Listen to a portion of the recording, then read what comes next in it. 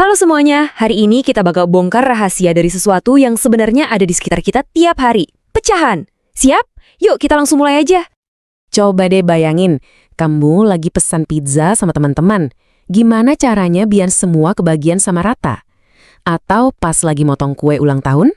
Nah, kegiatan membagi-bagi secara adil ini, itulah intinya pecahan.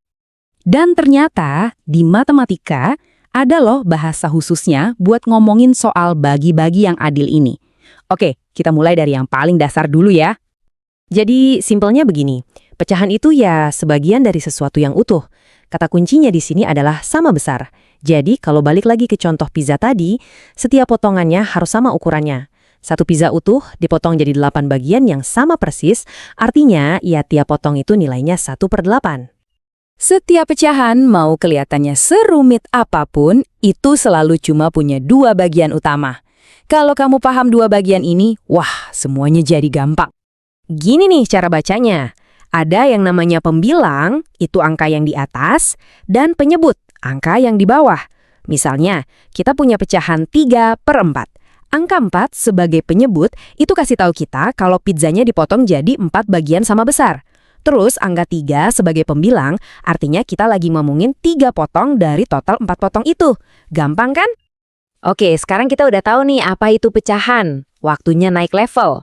Gimana caranya kita nambahin atau ngaliin pecahan?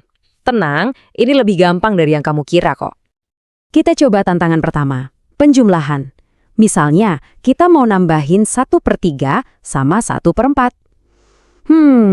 Kita nggak bisa langsung jumlahin gitu aja angka atasnya. Soalnya, ukuran potongannya beda. 1/3 itu kan lebih gede dari 1/4. Nah, triknya begini. Kita harus bikin ukuran potongannya jadi sama dulu. Caranya, cari angka yang bisa dibagi sama 3 dan 4. Paling gampang 12. Jadi, 1/3 kita ubah jadi 4/12. Dan 1/4 jadi 3/12. Kalau penyebutnya udah sama-sama 12, baru deh kita bisa jumlahin angka atasnya. Dan jawabannya adalah 7/12. Tuh kan, kuncinya cuma 1. Samain dulu penyebutnya. Kalau itu udah beres, sisanya gampang banget. Lanjut, gimana kalau perkalian?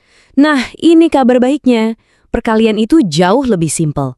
Yuk kita coba kalikan 2/5 dengan 3/4. Kalau perkalian, kita nggak perlu pusing-pusing nyamain penyebut. Tinggal langsung aja, atas kali atas, bawah kali bawah. Jadi, 2 dikali 3 hasilnya 6, terus 5 dikali 4 hasilnya 20. Jawabannya jadi 6/20. Simple banget. Tapi tunggu dulu. Apa 6/20 ini udah bentuk yang paling sederhana ya? Coba simpan dulu pertanyaan itu. Nanti kita bahas. Oke, operasi terakhir pembagian. Yang ini punya satu trik keren yang bikin pembagian jadi sama gampangnya kayak perkalian. Kita coba bagi 2/3 dengan 4/5. Triknya cuma satu, balik dan kalikan.